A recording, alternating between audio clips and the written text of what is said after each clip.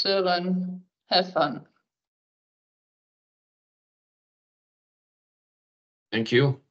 And I will first start sharing my presentation.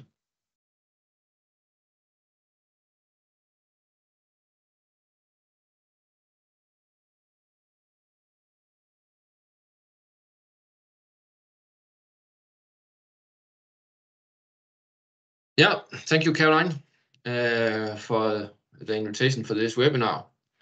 And together with my colleagues, Natasha and Laura, who is also here, we have done our best to prepare for this webinar. And I hope you will all enjoy and learn about the specific characteristics and challenges and some solutions in the Danish dairy sector. And the outline of the presentation is that first I will give some hard facts about the agriculture and dairy cattle sector in Denmark, then some trends and policies outlined by the industry and the government, and in the end I will present some of the results on the challenges and solutions from the Danish Resilience for Dairy group. And I will try to give a kind of an overall picture of the Danish dairy sector, but I will also try to highlight those characteristics that are somehow different in the landscape of the European dairy farming. First, some hard facts. Out of our small country, Denmark, you can see it here on the picture. We're not a large country, but 60% of our land is used by agriculture. We have a population of almost 6 million people. 63,000 are employed in agriculture and horticulture, and further 26,000 are employed in processing in slaughterhouses and dairies. And we produce roughly feed for 15 million people. And pork, meat, and dairy products are the main export goods from Danish agriculture. And I think in general we're proud of being a land of agriculture, but behind these facts there is also an environmental challenge in using 60% of our land for agriculture with a large proportion of animal production. And now the hard facts specifically on the dairy cattle sector. There is almost 1.5 million cattle in Denmark, of which 564,000 are dairy cows. And then we have a small population of suckler cows. We have a live export of 93,000 cattle, of which 42,000 are male cows and 32,000 are heifers older than 12 months. And looking at the numbers in the bottom of this slide, we have a cattle meat production, the carcass weight of 123 million kilo. And then an equivalent amount of export and import around 70 million kilo. So an important message here may be that actually Denmark is not a net exporter of cattle meat.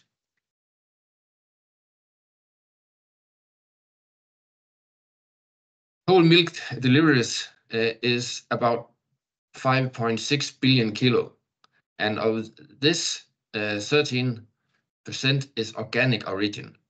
However, the consumed milk in drinking milk is 1/3 of all the milk consumed in Denmark. And of all this milk, 2/3 is used for export. The number of dairy farms is 2,400, and the average herd size is around 220. And about a quarter of these farms they use automatic milking. They are all specialized. They only have cattle. That's very different compared to when I was a kid, where they have both pigs and cattle. Today, almost all of them have only cattle. They cultivate 18% of the agricultural area, and there's 19,000 jobs on cattle farms. And if you look at those historical figures in the bottom, then you can see that we produce in Denmark, since 1980, we have halved the number of dairy cows and we have doubled the milk yield per cow.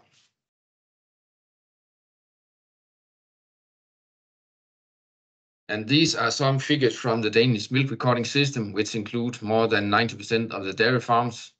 And as you can see, in Denmark, Holstein breed is dominating. We have also a relatively high proportion of Jersey cows, and the number of crossbred cows are increasing, however, not as fast as could have been expected. And you can see to the right that the ND corrected milk per cow averaged 10,000 kilo for Jersey cows and 12,000 kilos for Holstein breeds. And before going into the different sub areas, I would like to highlight that we in Denmark have data from different sources collected into one database. And this is highly important for breeding, for management, and for other aspects of dairy farming. And it is also important for the future research and development in our sector.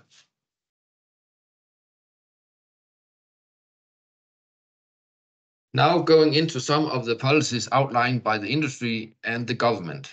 And first about the large Danish dairy called Arla, as you may know. They have implemented this sustainability incentive model for all dairy farms, and that's what you see here on this slide. By this system, the farmer can earn points within various sustainable areas.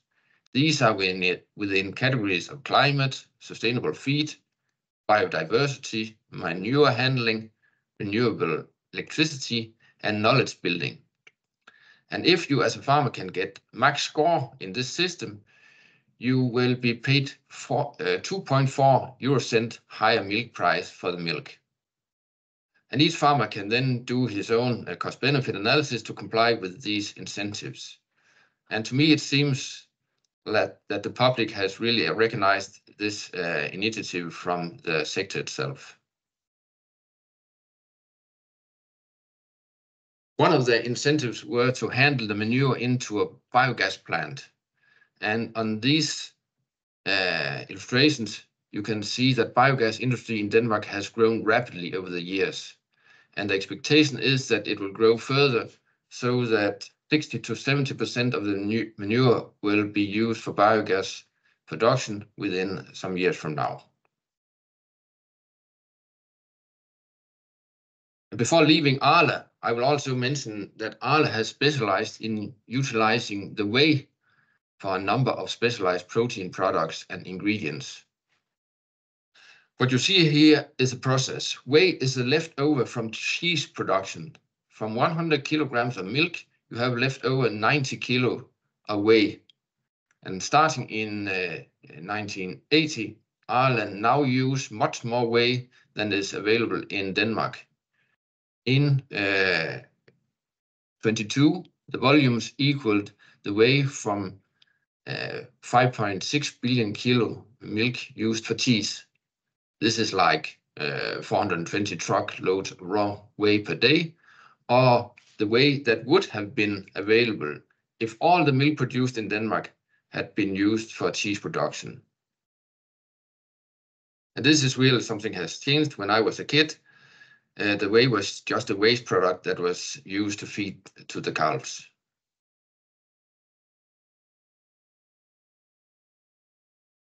Now going into the cattle breeding sector. This slide illustrates that the Danish cattle breeding organizations were early in implementing health traits in the breeding programs. And as you can see, they have progressed in different areas, and now they have also included traits for feed efficiency, and this will progress into traits for greenhouse gas emissions.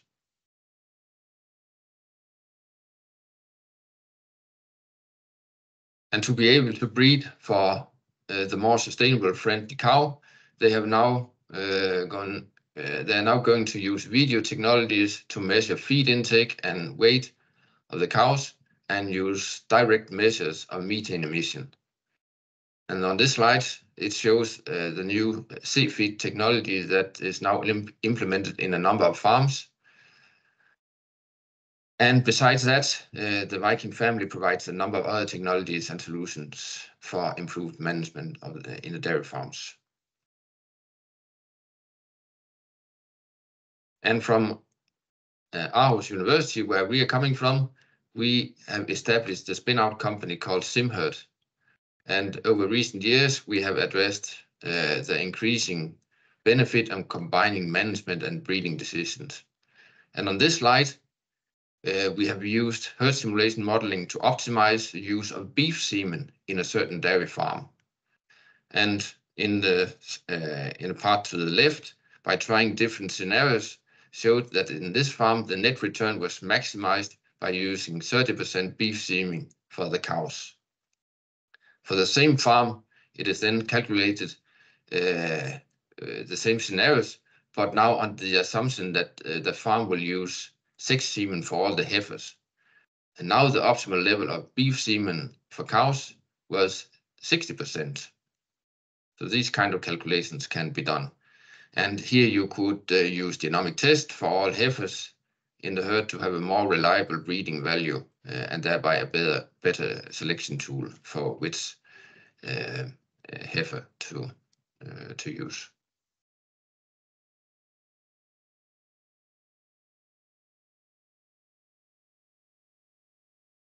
Now going into the animal health and the welfare area and some characteristic of the veterinary system in Denmark. And in Denmark, herd health contract plays an important role. And these herd health contracts are agreement between the public, the farmer, and the veterinarian.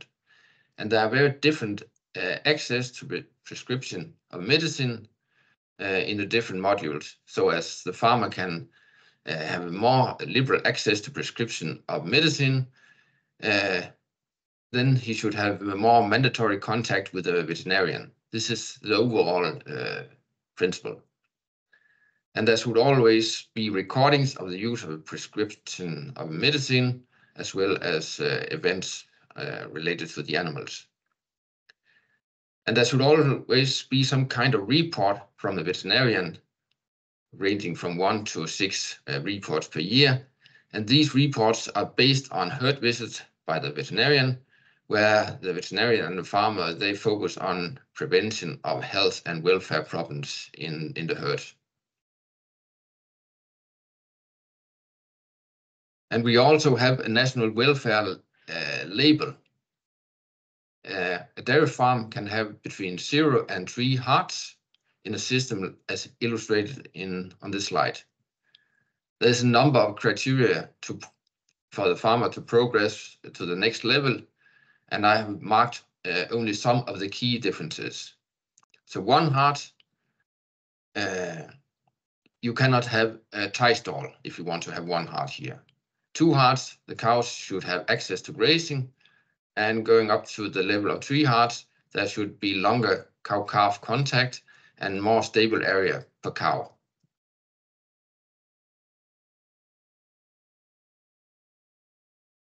And now going into the current policies as outlined by the government.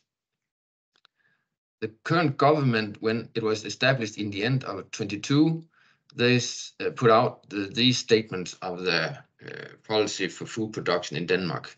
And they say we must produce food products of high quality and in an innovative, sustainable way, and in a more climate-friendly way. And emission must be significantly reduced, and we must protect better drinking water, have more nature and forest, and strengthen ecology and a plant-based production.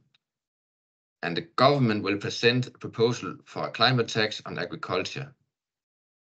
And finally, that the Danish production must set an example for compliance for other countries' green transition of agriculture, and therefore it must be ensured that the production not just move out of the country. And here I have highlighted this about the climate tax because that's really a hot topic in Denmark right now. In February this year, alternative models has been outlined by a group of experts for green tax reform, and they worked on this during a couple of years. And a new climate tax on agriculture can expect it in Denmark during this year.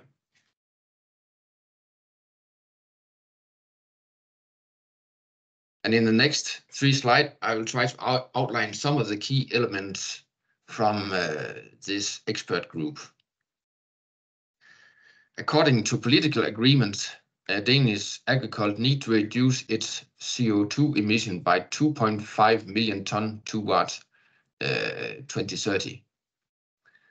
And as illustrated on the figure, Denmark has committed itself to a 70% reduction of CO2 emission in 2030 as compared to the level in 1990.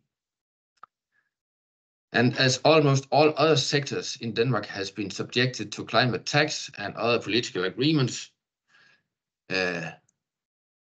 there is a need that, or a broad political agreement that the agriculture sector also need to contribute to this. And there was an agreement that that would be at least 55% reduction in the climate emission from agriculture as compared to 1990. And this, when they count this today, it is equivalent that the agriculture should reduce 2.5 million tons of CO2. And this is what is illustrated here, that these 2.2 should be delivered by the agriculture. And from parts of the society, it has been questioned that why should Denmark be the first country to implement a tax on emission from agriculture? And will the production and emission not just move to other countries? It is still questioned, but this figure gives some of the answers why to implement a tax anyway. So if you look at this illustration, if you look at the first element, it is the part of the economy in Denmark. The industry counts for 22% of the economy in Denmark, whereas agriculture nowadays actually only contributes by 2%. That was very different early on, many years ago, but only 2% today. And the share of the total employment is only 3% from the agriculture today. Share of the export is 7%, but then looking at the figures in the bottom of the slide, the share of the total emission by 2030, if nothing is implemented, if we follow the policies that has been implemented so far, then the industry in Denmark will contribute by 19% of the emissions, whereas agriculture will contribute with 46%. So a quite high share from a sector which is economically quite small. So this is some of the reason why there's a wish to have the agriculture to contribute more. And based on that, the expert group outlined 3 models toward a CO2 reduction in agriculture. And these models, they are different in concern for competitiveness of the agriculture on the one hand, and the concern for the public finances on the other hand. So what you see here is that there are some general elements. We should have a tax on animals and fertilizer, the manure. We should stop cultivating of some peat soil areas, and there should be some afforestation in Denmark. And then there are 3 models, and I've just included model 1 and 3. The model 2 is, of course, in between. And in model 1, they suggested a tax of a little bit more than 100 euro per ton of CO2, which is equivalent to other sectors, the highest level in other sectors in Denmark. And in the model 3, it is much lower, only 17 euro per ton of CO2. And in this model, there should be some subsidy for biochar, and there should be an obligatory use of Bovaer. And looking at the consequences here with the red is consequences for the dairy sector in Denmark as estimated in the report from the experts. Let's say if we implement model 1, then we will have a 20% reduction in dairy cattle production in Denmark, whereas with the Model 3, we will only have a 7% reduction in the cattle production in Denmark. But the numbers in blue show the societal cost, or you can say the shadow price of reducing the CO2 emission. And they are opposite. So by using the Model 1, they are quite cheap, whereas if we implement in Denmark the Model 3, they are much more expensive. So this is a trade-off between should it be a reduction in the cattle production in Denmark, or should it be a societal cost that should be high. And now I have highlighted specifically the part for the dairy cattle sector. And this is because that this is what we are focusing on today. But it's also because that the cattle sector is challenged because of the very high methane emission.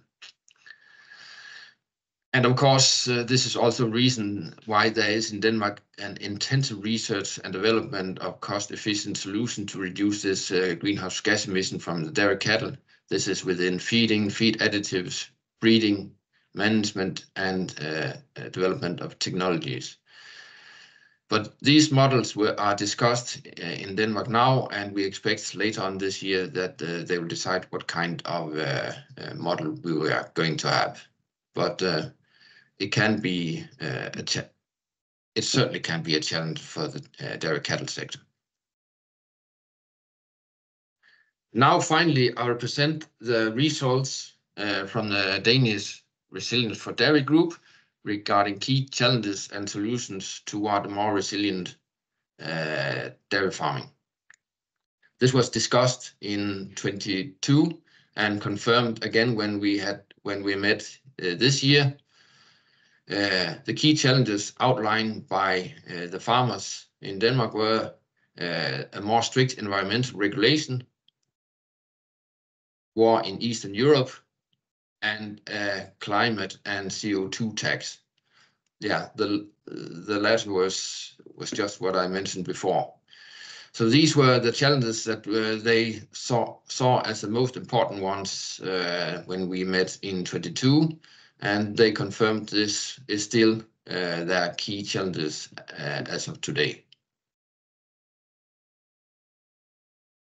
But then, as you know, in the project, we have from each country suggested a number of solutions. And here I'll just mention 7 of the top solutions outlined from the Danish R4D group. And these 7 solutions, they cover solutions from each of the areas that we have worked with in the R4D project. This is number 1, economic and social resilience, number 2, technical efficiency, and number 3, environment, welfare, and society. And the first solution was to use sex semen and crossbreeding with beef cattle breeds to reduce and increase the value of the young stock. Number 2 was to use hospital pens to provide more tailored support, feed, water, group size, waiting time, and so on, and recovery from disease and injuries. And number 3 was strategic hoof trimming to improve the herd health status and longevity. Number 4, improved health, fertility, and longevity of dairy herds to provide higher income for farmers and reduce negative environmental effects. Number 5 was improved water access for pre-weaned calves to improve concentrate intake, hydration, and welfare. And number 6 was improved feed efficiency. Now, improve feed energy self-sufficiency through growing feed energy crops such as fodder beets or grains that can replace imported concentrates. And then the final one, number 7, was tools to make business plans to support strategic decisions for dairy farms. Maybe it's not obvious that they fit with the challenges on the previous slide, but actually most of them have a link to those challenges in an indirect way. And to conclude this presentation, I would like to emphasize that we have 6 very interesting R4D pilot farms in Denmark, and I will highly recommend you to explore them even further on the R4D website. And they represent the diversity among dairy farms in Denmark. And some of these solutions, as mentioned here, are already implemented in these farms. So that was all. So thank you for listening.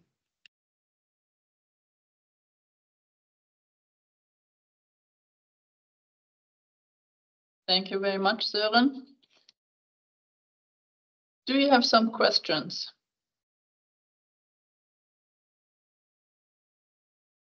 Abele wrote one in the chat. The question is, to meet environmental challenge, is there discussion or policy of more cooperation or integration between crop and dairy farming?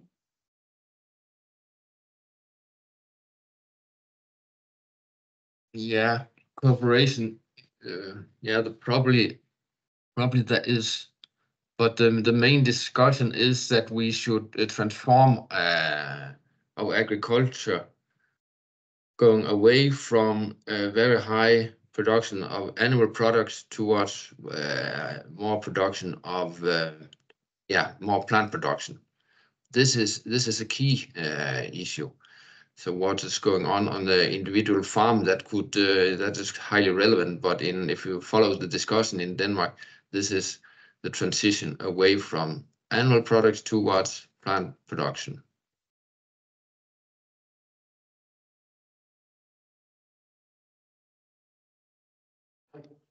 Okay.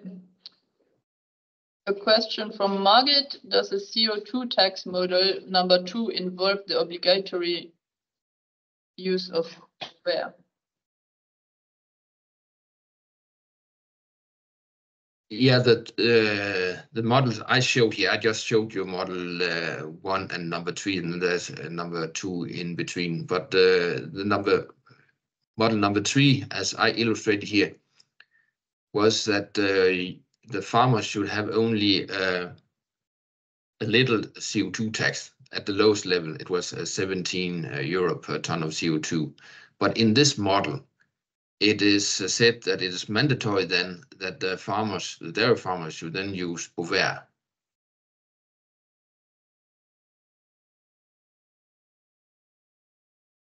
Whereas, yeah, you could say, what is the difference? Yeah, in the Model 1, it is not mandatory to use Bovaer, but it is highly expected that the farmers will use Bovaer or other feed additives, because if you have such a high CO2 tax, then it will certainly be profitable for the farmer to use the Bovaer.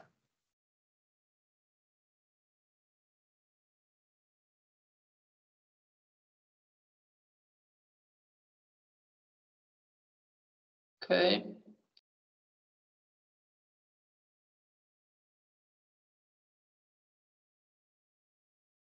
Abele asks, why higher tax on dairy than on industry? Yeah, but actually it's not higher. There is in the Danish society 3 levels of CO2 tax already, and this level of the 100 euro per ton of CO2, that is the highest level that is used for the industry also. Then there are some industries that have a lower tax, and these are the 3 levels also proposed in the 3 models here. So no, it's not suggested that the agriculture should have a higher tax than the industry, but in Model 1, it is suggested that we should have the same level of tax for agriculture as for the industry. For the part of the industry where they have the highest level of CO2 tax.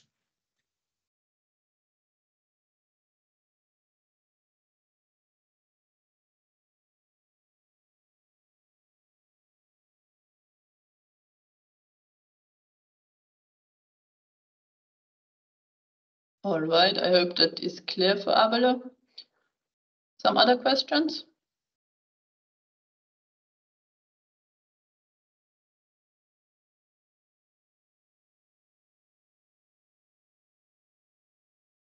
You can also switch on your microphone if you want to speak instead of writing in the chat.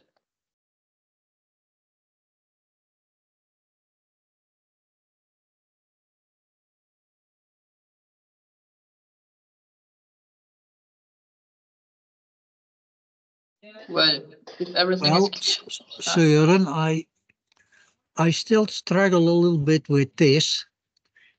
How is it possible that Dutch farmers like so much to go to Denmark, listening to your story? Can you explain that? No, that's probably hard to explain. I think that this is quite new that we have this proposal from this expert group. It's only a month ago that we have this outline. Oh, so this is from last year. Yeah, the models that I presented here was the models that was presented a month ago. But we've had discussion about implementing a CO2 tax in agriculture. That has been a discussion for a number of years, and it has been a part of a political agreement for a number of years. So it's not surprising that we are now in a situation where we will implement a CO2 tax. But this is about the models that are discussed. We have all been waiting for this expert groups to come out with these different models. So I don't. When you see the Dutch farmer going to Denmark, I don't think this is something that has taken place before they have seen these models. And we should also recognize that we don't know what will be the outcome of the political discussions from now on and what will be implemented. Yeah, and political discussions are going on everywhere, actually, I guess. So, yeah. Not only in Denmark. So. That's true, but it's, of course, I don't have the overview of what is going on in all other countries, but I know that it's not really implemented in other countries. But in the Danish parliament, there is a large majority of the members that are vote that we should have a CO2 tax for agriculture. Okay. And it's probably it does link back to the numbers I illustrated in the beginning, that the annual production is quite large in Denmark. We have a quite large export of our production. So therefore, looking at the CO2 emission within Denmark, while all the other parts of the society, they reduce the emission, and then the agriculture, and in particular the animal production, take a larger and larger share of the total emission from our country. And when we have these targets where we have committed ourselves to a 70% reduction, but in the future, I think our commitment to the agreements in EU will be even more severe. Then it is a challenge with the agricultural sector in Denmark. On the other hand, you do in Denmark already big efforts with those biogas plants, which you built. So that's also dealing with CO2 equivalents. And I saw you make huge efforts there. There's certainly a lot of initiatives taking place to deal with this, and that is also the discussion whether we should reduce the production itself, or we should try to find technical solutions to reduce the emission from the production we have today. But then it also opens up to a discussion about other aspects, because we have also some issues with biodiversity by the environment and agreements that we should have more forest in Denmark. So there are also a number of other drivers that push towards less animal production in our country. But certainly there is a huge effort taking place to make the production more climate friendly, so that we can be a model and show to the world how to do this in an efficient and smart way. Yeah. Yeah.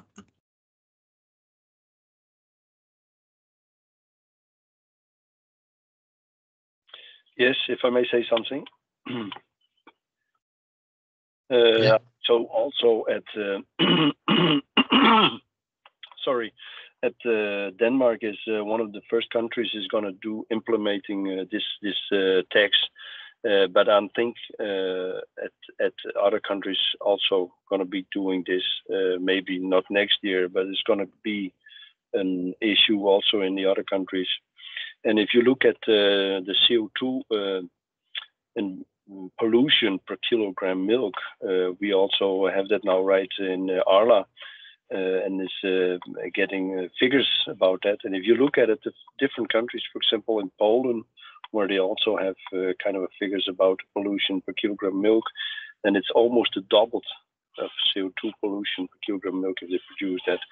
So this is something what is going to be happening in all the other countries also. Maybe not what I said before, but it takes time to implement this kind of tax. And that was also one of the things I did hear on the radio this morning at one of the commissioners from the European Union.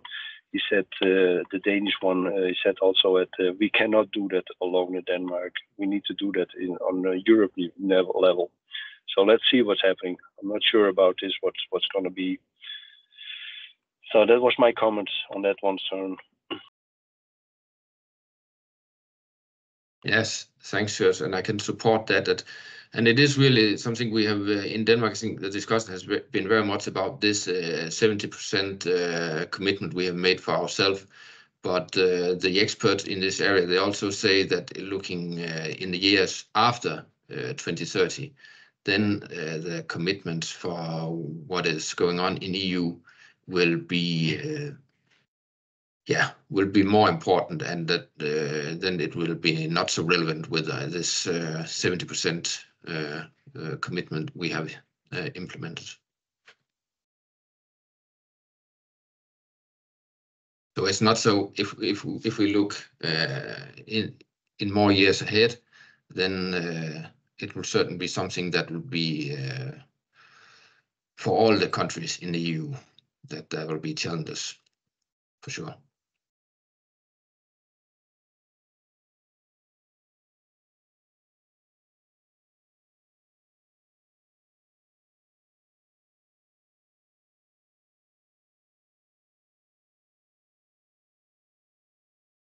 Okay, great. Anything else?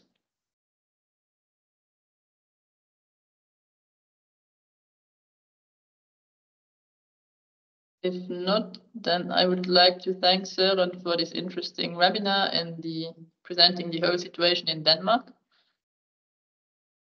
And I would close this webinar for today. So